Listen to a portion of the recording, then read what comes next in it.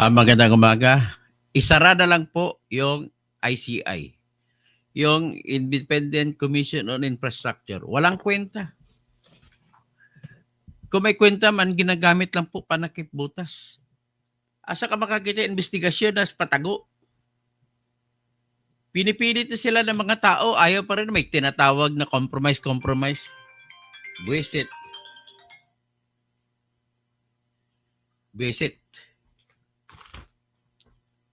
So, ganon. Ang problema dito is, ito, isasara natin.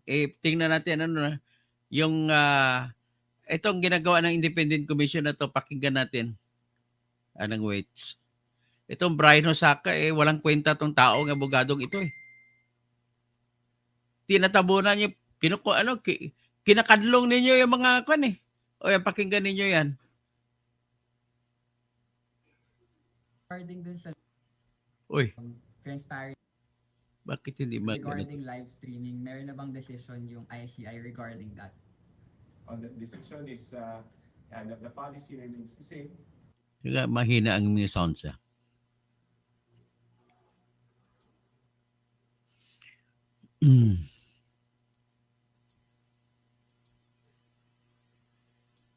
Yan, ulitin natin. Ito yan. But we're trying our best to inform the public too. We're trying our best to inform. Hindi pwede yan. We're going to soon, once we're capacitated, to make this press conference a regular Hindi namin event kailangan ng press conference. Ang kailangan namin live stream. Buang ka talaga. Tinatago nyo Buang ka talaga. For the press, so that if you have any... Regarding dun sa lobby nung transparency advocates regarding live streaming, meron na bang decision yung ICI regarding that? The decision is the policy remains the same, but we're trying our best to inform the public to regular Hindi mo pwede ipagpalit yung live streaming sa regular information. Pag may tinatago talaga kayo. Kabuang kayo. Kaya bubuwagin na yan. O, pakinggan natin si Ted Filon. Naasar na rin ito. Mag-people power na daw, sabi ni Ted Filon. Ang klase itong na to.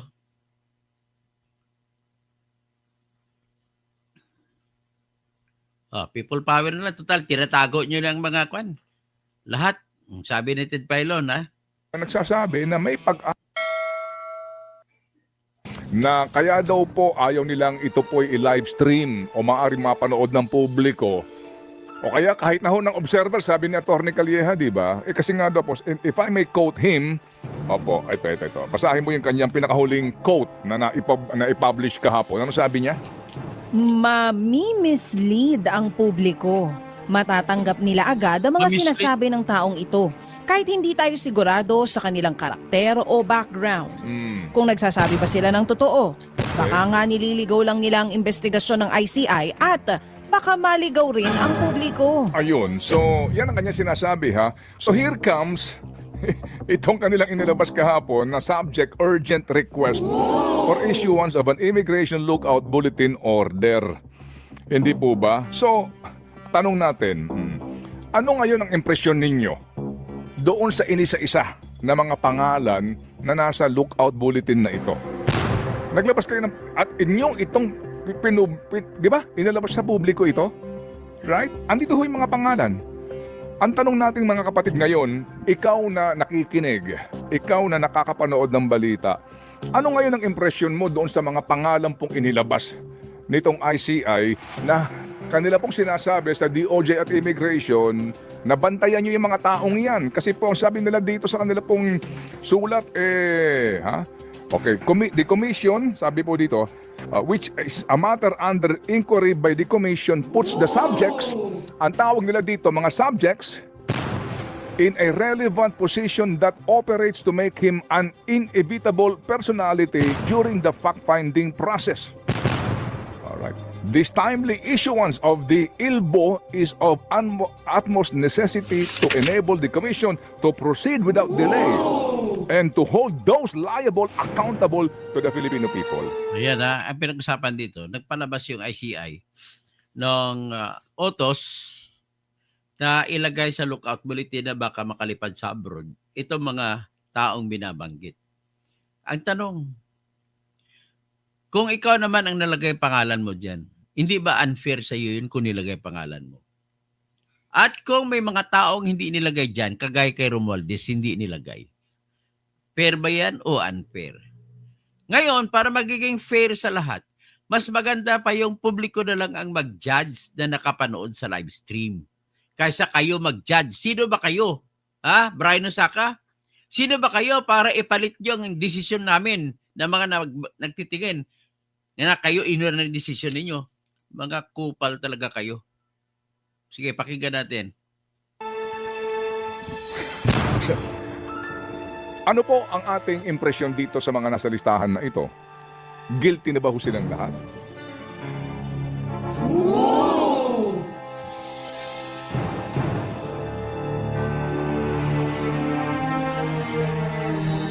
So kung ang inyong pong sagot ay hindi, Hindi. opo.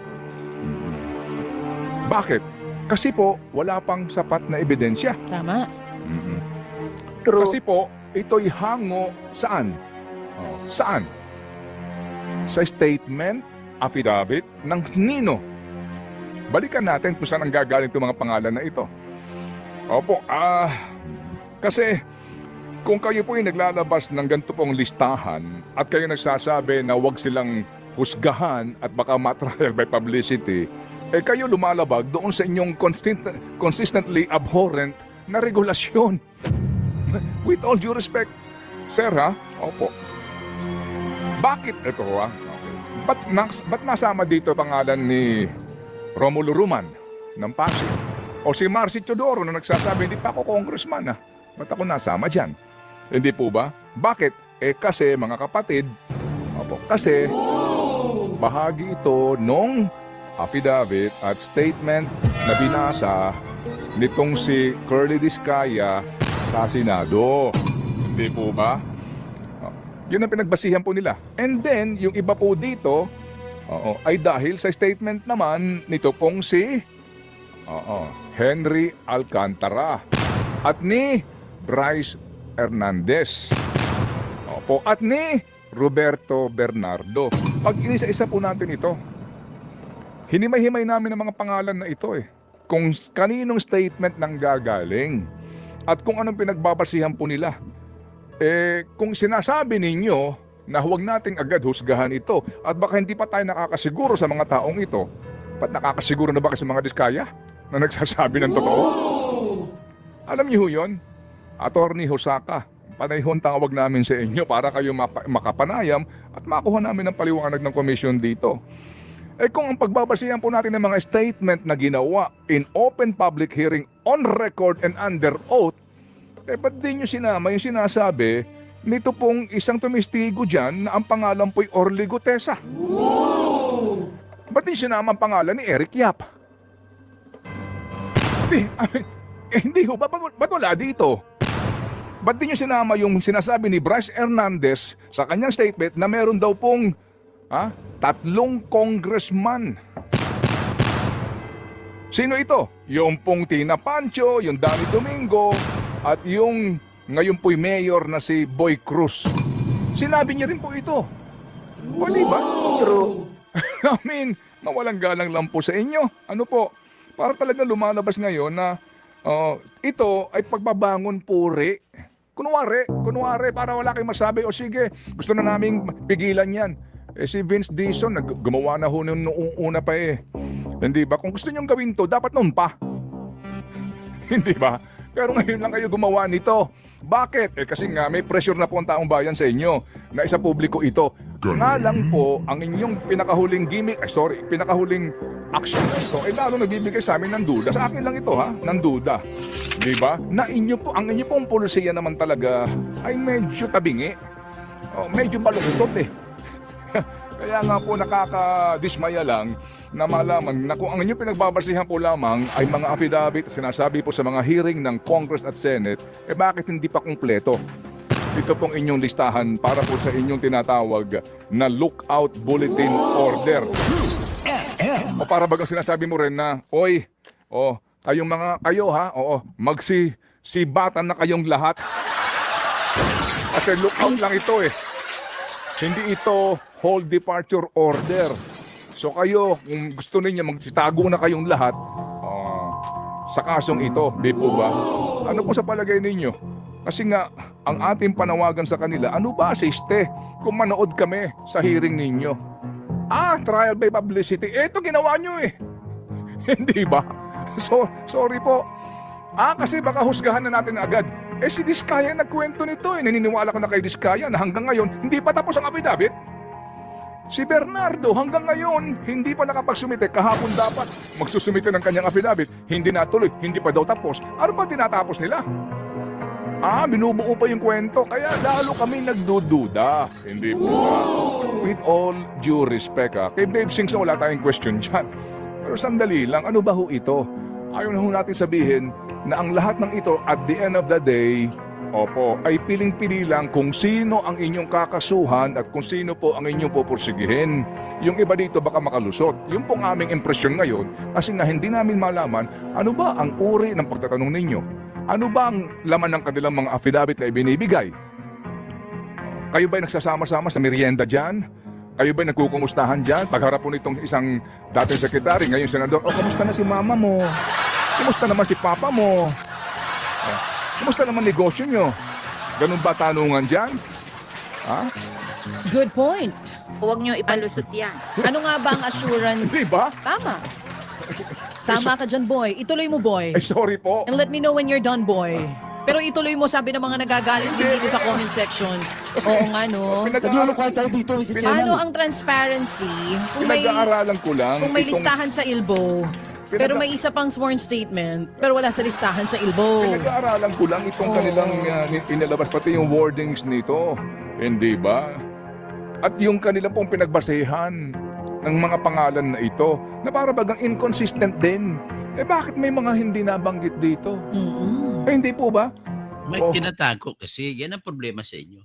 Kaya yan lang po ang Bakit para pinakakaiba. bagang, Bakit ayaw na mag-live stream? Kasi may tinatago sila. para bagang pinili lang na Tama ang punto si Ted Filon. Paano ba kayo nagtatanong? Kukumustahan lang ba? Tama ba yung natanong nyo? din ninyo? Yung iilbo ninyo? I mean, So now the question is here, are they trying to protect the process? Or they are trying to protect some personalities? Isara na lang yung ano na yan. ICI niya, walang kwenta. ikaw ang may sabi niya, hindi ako. That is a question, Okay. Your Honor. Oo. May question mark sa dulo. Kaya again, ang panawagan ng bayan, buksan ang investigasyon sa publiko. Kahit hindi po live stream eh. Ang ganda Hindi pwede. Dapat live stream. Hindi pwede yan. Dapat live stream. Mali yan. Nakakalusot na nga kayo eh. ng suggestion ni Attorney Howard pati ng iba pang mga grupo. Maglagay po doon ng mga observers. 'Di ba? Kahit di naman live stream, meron lang tagabantay. Merong presensya ng ilang grupo na po pwedeng magbantay doon. Hindi naman kailangang i-live stream. Para alam natin kung ano nangyayari sa loob. Mapipilitan ng mag-file ng petition sa Supreme Court. Observers lang naman. Hindi po naman yan, even in the Senate. No? Opo, o even in the lower house. Kaya, ewan ko lang kung kayo po ay, kung ito ba'y amor proprio na. Alam niyo ho yun, yung ganong pong Hindi, costumbre, nagtatago. parang, Tinatago nila. Kaya parang pinatigil pride ng na to. investigasyon eh. Oo. Kapag kayo bumigay, nakita nyo, di ba parang baka dito pinairal na pride. Hindi ba? Hindi na ang usapin po ng public interest. Between the interest of all of this being now accused of this, di ba? Grabe ho na corruption and the interest of the public to know. Ang interest natin dyan, mga pera natin, ninanakaw nila. So, interesado tayo malalaman kung paanong investigasyon para may pasauli yung pera natin. Hindi natin alam kung sino ang ipapapasauli natin ng pera. What is At going magkano? on? Still nandoon kayo sa pagkatig sa interest ng mga pribadong interest na ito. Hindi nyo maaari sabihin na binabalanse nyo ang interest. Dahil hindi balanse yan. Hindi balanse. Yung palabas nyo lang ng report eh. Kung sino ang issue ng ILBO, Immigration Lookout Bulletin, ay iyon na nga mismo. Iyon ay mali-mali. Nag-trigger naman ng tinatawag na insinuation yan. Bakit? Totoo ba? Sila lang ba? Trigger naman ng tinatawag. Ay, matindi talaga itong mga tarantado to ah. Totoong gusto nyo hong manaig mga kapatid, ang totoong pagbibigay po ng kapangyarihan sa bayan, dapat po pabor sa bayan. Mawalang galang lang po, some people may agree, some people may disagree, but again, mga kapatid, ito po ang ating paninindigan sa isyong ito. At sa isyong ito, pwede tayong tumayo hanggang sa Plaza Miranda para paglaban po ang katwiran na ito. With all due respect. Think about it. Tanong, may pag-asa pa ba ang bayan? Sagot, Ikaw ang sumagot niyan, girl. boy, sa totoo lang, no Wala na. comment kasi hindi ko na alam ang sagot sa tanong na yan. Ibon- Bakit power pag na sinabi sagot natin yan. wala ng pag-asa, sabi pong lahat ay mag-resign na bilang Pilipino. May pag-asa pa ang bayan, of course. Ngayon ang panahon para ipakita natin na may pag-asa pa ang bayan. Pag-asa mag-people Si power Ping tayo. Lacson po sayang, nagsabi doon sa kanyang second na privilege speech at expose.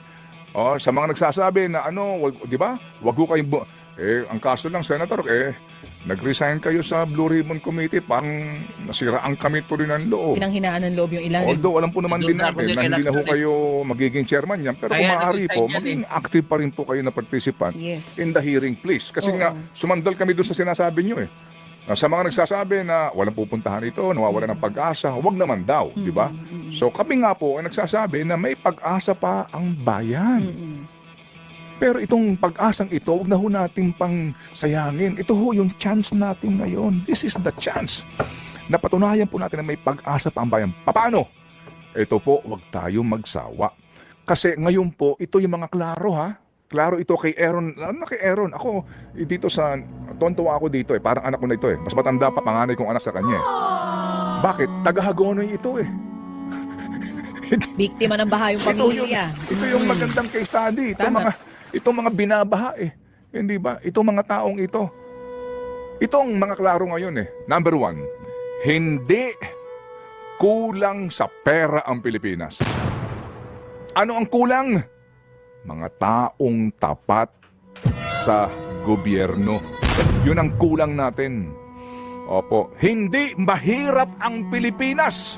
Ang problema lang, ang kinukuha nyo magtrabaho ay bata ni ganito, kaya walang tapat dyan.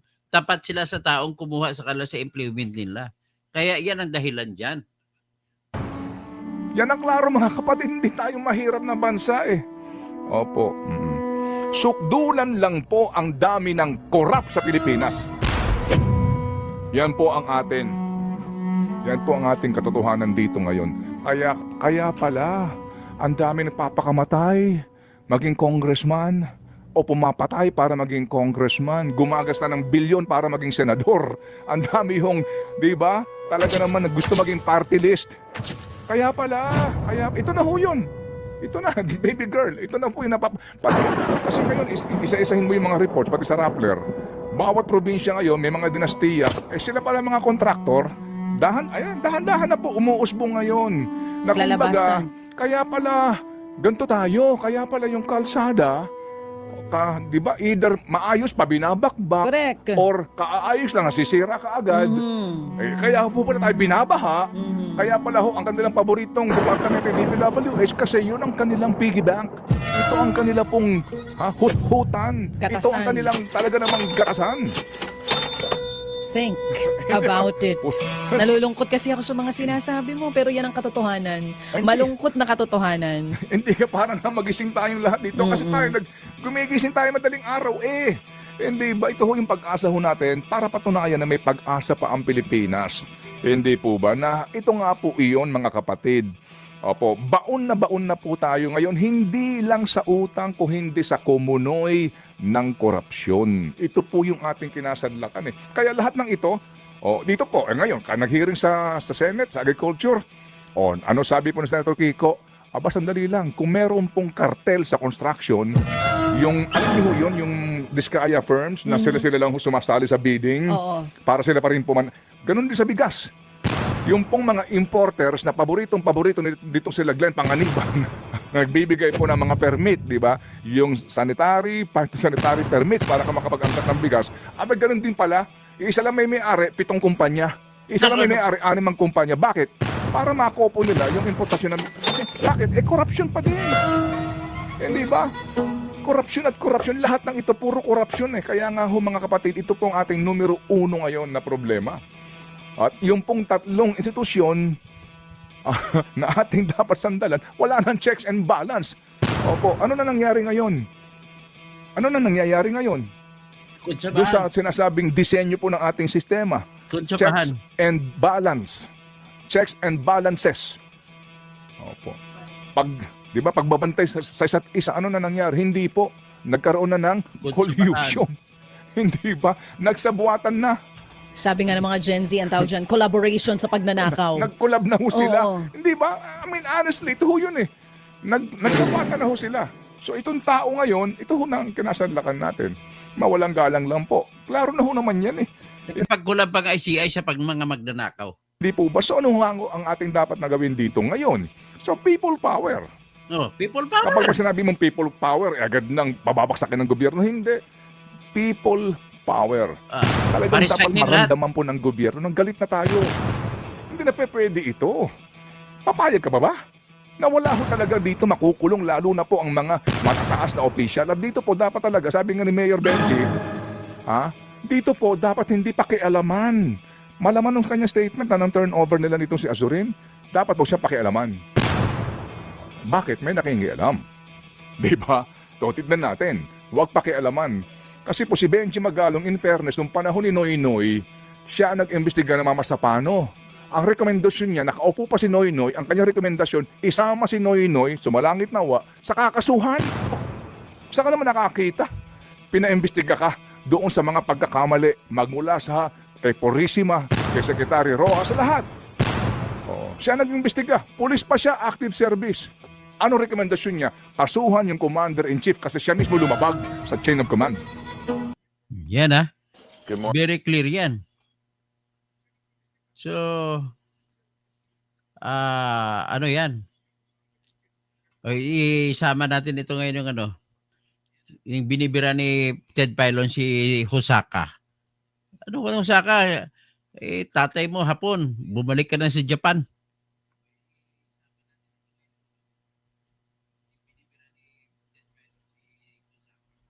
Attorney Brian Hosaka.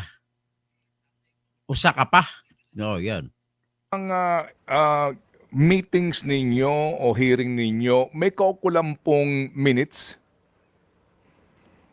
Yes po, definitely. Definitely. These are, may minutes po ito mga. Halimbawa po, yung humarap po sa inyo si Senator Chis Escudero o si Senator Grace po,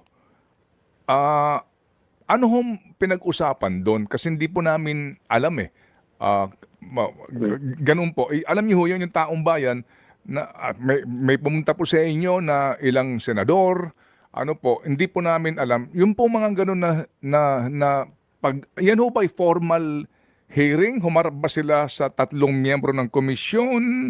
Nagkaroon ba ng tanungan? Ano po nangyari? Ganun po nangyari ay similar naman po sa any other, not similar, but almost the same po, no? It's really not naman po yung formal hearing, especially pagka resource persons po to. It's really more of information gathering, humingi po ng mga explanation sa aming mga resource persons if it is with regard to a particular process or event. Ganun po yung nangyayari po dito. So, exchange po ito ng the commissioners are asking questions at the same time the resource persons answering them if they know. Of course, they know the question. Mga kapatid, brothers and sisters, saan ka pa? Dito na tayo sa totoo. So anyway, yan po yung sinagot. Napakawalang kwentang sagot. Ano pang gusto natin pakinggan ba si Brian Hosaka? Nagbabanggit kung sino isyuhan ng sino daw kakasuhan, bakit si Romaldis wala rito? Tingnan mo, yung report na, ito naman produkto ninyo. Yan, pwede na natin ito ilalabas. Pakinggan nyo lang muna ito.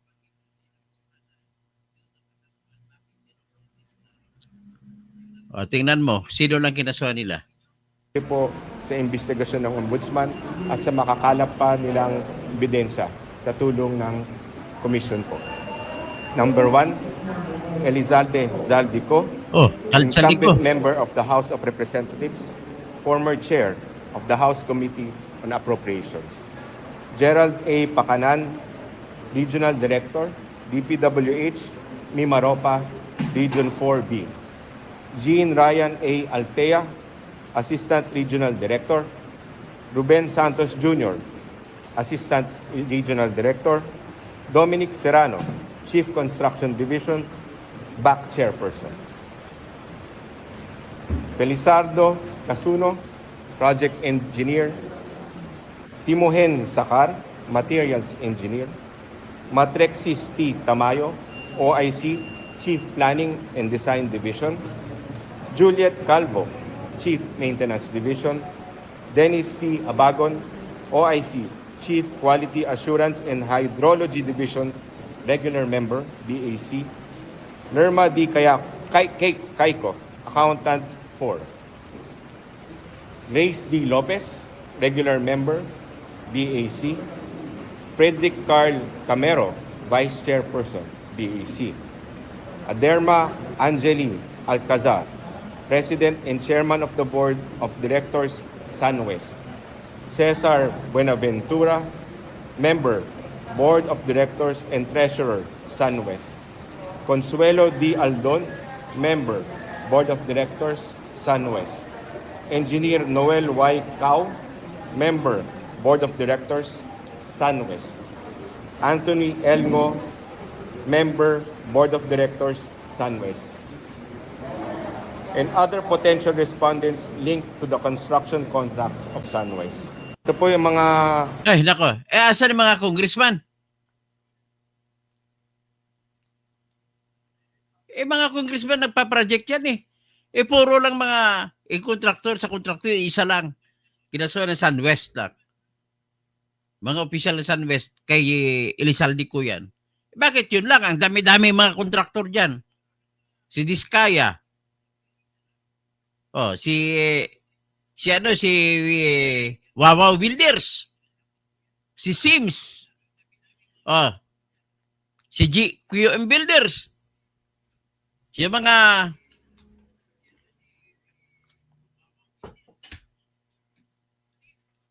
anong klase to? Hindi na masana ito. Isasara na ito. Tama ka, nagda-damage control ng mga ito. O yan, shout out na lang kay Bro Barutsa. Barutsa. O, kay sino pa? Si Seawall, good morning. Bergie Piquero, ICI, walang kwenta. Sayang ang pera natin sa sahod nila. So, Bro Barutsa, dapat live telecast yan. O, live stream lang pwede na eh. Norberto Tabina, San Pablo. Correct. Liban sa kanila. Lively, selective nga mga... Selective lang ako yun. Binabanggit ninyo eh. Lisa Tanaka, pasahod lang sila ng tax ng bayan. Isa pa kayo, mga sweetik kayo. Norberto Tabino, San Pablo. Ano ba? Daming sikreto. Walang silbi. Mga ICI, tinatago. Edgar Nacion, Dr. Toto, very good morning po. Dapat lang na i-dismiss na lang ang ICI. Isara ng ICI na yan. Walang kwenta. Smoke screen nga lang, sabi na ni si Wolf, ang ICI. Hindi nila binabanggit hindi nga lang mabanggit si Romualdez eh. Tsaka mga Tolpo. O mga Marcos, Sandro Marcos, Lisa Tanaka. Tax natin na napapasweldo sa kanila. Kung hindi nila magawan, yan ang tungkulin nila, alisin na lang sila. Seawall, hayaan nila na tao ang humusga. May kanya-kanyang pananaw. Ay, hindi, mahirap na magkanya-kanyang pananaw. Tuloy kung hindi na makikita ng tao. Hayaan mo lang taong humusga pag nakikita ng tao. Lerma Jacinto, I agree, sara na lang ang ICC kung ang ICI hindi po ICC. Kung ginagawa lang na private investigation. Lisa Tanaka, ang sarap ng buhay nila sumusweldo sa pera ng bayan ninanakaw. Lorelito Borja, dudang-duda. Si Manuel Chan, Atty. Tirador, sana mainip bigyan pa rin sila ng pagkandi. Ang mangyari nito, after this, gagawa ko ng petition sa Supreme Court. Ipabuksan ito pa live stream. Rose Aquino, dapat live stream. Tapos Rafael Arsiaga, don't try, do it. Okay, don't reklamador. Ben Reklamador, 100% true and correct. Virgilio Flor, waste of time and effort lang ICI. Ben Reklamador, noong panahon ni Duterte, hindi mo yan kayang sabihin, Manong Ted. Oh, hindi naman siguro. Vicente Junior Barnido, talagang people power na lang ang solusyon. So Cesar Hugar, full-blooded Ilonggo, kung people's power lang ang wala rin, dapat may sundalong, may bayag, talaga matapang katulad ni Honasan na lumusob sa Malacanang noon. Tapos may Kidja Vlogs, pag ayaw isa publiko, alam ng may pinagtatakpan, kaya walang patutunguhan yung putsang inang yan. Sabi Ferdinand San Juan, tapos si Cynthia Verdos, isa mga panahon, ang mangyari ng mga tao, magchika-chika na lang. Hindi natin alam ano nangyayari. Libis Las Vegas, nasaan ang mga congressmen? Hindi nga sinama sa kasuhan. Micaela Vlogs, damage control lang itong nangyari. So, andyan lang at magbablog pa ako mamaya ulit. Paki-share, paki-like para naman magganahan tayo sa ating mga, mag-invite kayo ng mga ating kasama. Malay mo, dadami tayo. Tayo nang agaw ng pagiging presidente ng Pilipinas. Kaya na natin gawin ang lahat ng gagawin natin. Sabi ni sino bang iba? Si Micaela Vlog, tapos si Denby Elacian.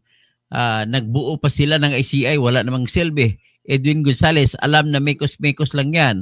Ferdinand San Juan, attorney, hindi naman gagawa ng project ang mga kontraktor kung walang kaugnayan. Tama, kung walang kaugnayan sa congressman at senador.